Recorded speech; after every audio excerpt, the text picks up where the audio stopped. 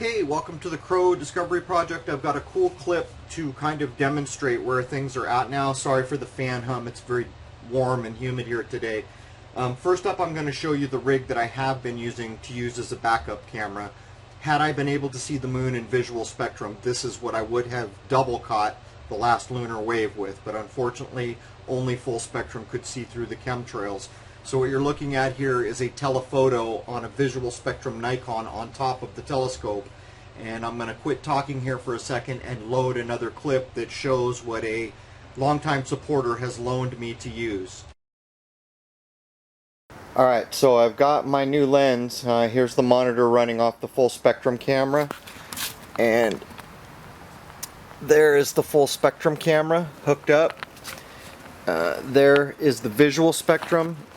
But I've got this, back up, I've got this massive telephoto now, which, I don't know if you can see, but the moon is going to be much bigger on the backup camera, and I won't have to manipulate so much to confirm things. So there's the whole system, and yeah. Okay, so this is a still from that telephoto, so you can see it's more than enough. This is completely unzoomed right here. It's more than enough to be a good backup, and I'll slowly pull in to show the quality. So basically this is just a visual spectrum camera with a very long telephoto. As a matter of fact, this telephoto is slightly 3 times more powerful than my typical telephoto. It's just not the same quality. My other telephoto is the quality of the optics is just really unbeatable, but nonetheless, for lunar waves and other things, this is going to be critically important. So to compare this, on the same night this was shot with the telescope using the full spectrum rig, and I will pull back here slowly so that you can see close detail and what it looks like on a good clear night. So this is the first lunar cycle that we've been able to film to any degree since March of this year because of weather and chemtrailing. And believe me, we have had some very strange weather, including thunder and lightning and massive rain in July, which is unheard of in San Diego. So this is actually video now. The last one was a still, but you can see normally video does not approach the quality of a still when you're using a full frame camera. And as you can see here, the video quality is just pretty darn good. The focus could have been a hair tighter, but a lot of times that's due to seeing junk in the air that prevents you from getting that last little perfect edge on focus.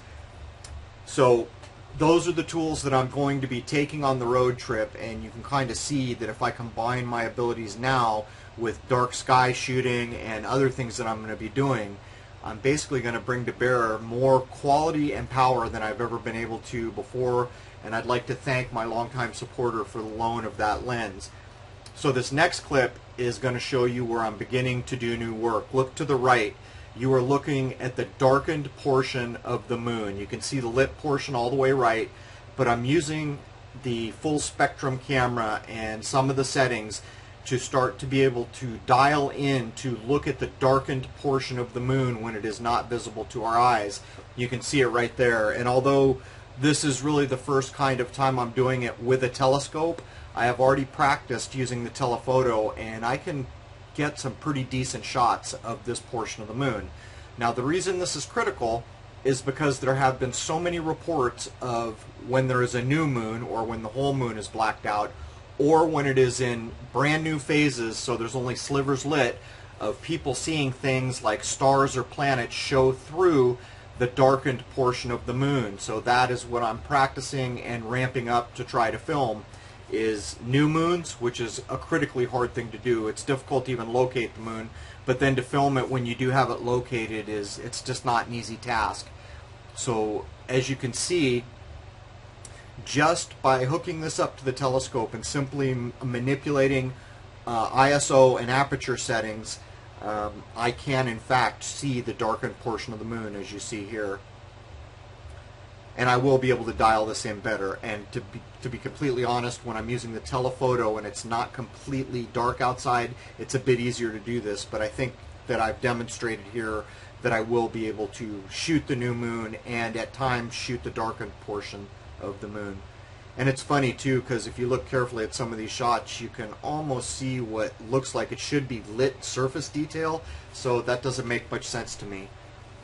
But the same night, what I also did is shot the light show Saturn.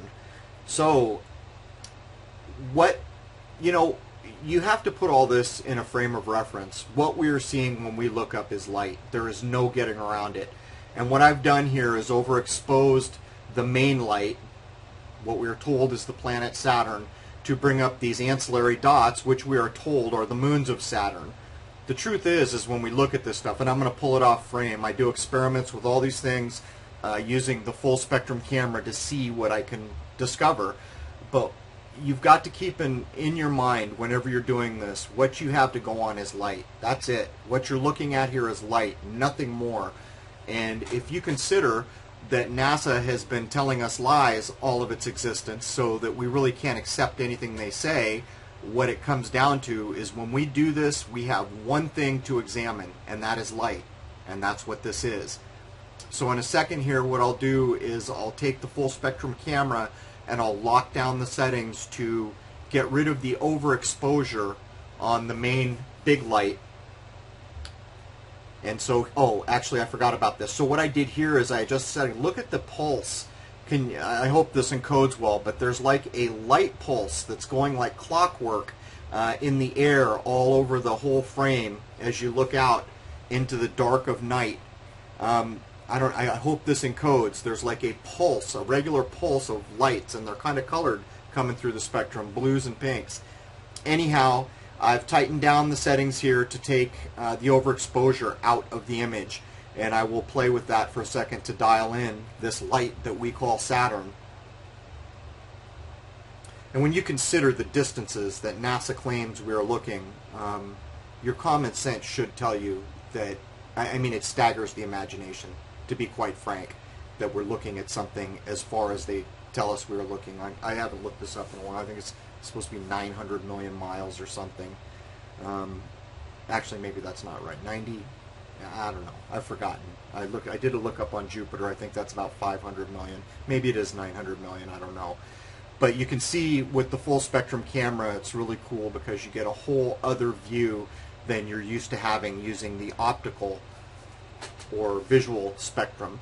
What's funny is many years ago in the 90s, when I first had my 8-inch robotic scope, a visitor from Germany visited, and we put a pretty powerful eyepiece, I think it was a 12 or a 9 millimeter eyepiece in to look at Saturn, and the gentleman was convinced that the image was painted into the eyepiece. I had to actually remove the eyepiece and hand it to him so he could hold it up to a light in the house and look, which is a telling thing if that was his gut reaction the first time ever seeing it. And the truth is, the first time you look through a telescope at this object, this light, it is a very kind of strange sense of things that you get. It looks like nothing else that we look at up there. Alright, well, this clip was all about kind of showing where I am with quality, power, and ability of optical tools. So on this road trip, I am going to bring to bear more power, more quality, more ability than I've ever had, and I'm very excited to be in some really dark skies, particularly since parts of the lunar cycle will be when the moon is barely lit or not lit at all. And I think it's critically important to try to film the moon at these times because, as I stated before, there are plenty of reports that have been marginalized or buried of people seeing stuff show through the darkened portion of the lunar disk. So there it is. Oh, I should mention, funding will run for maybe 4 or 5 more days tops. And again, thank you for those who have contributed. I have had many small donations, which is how public funding should work. And I will be running another clip and break my record and get 3 out if I can today. So there it is. Cheers.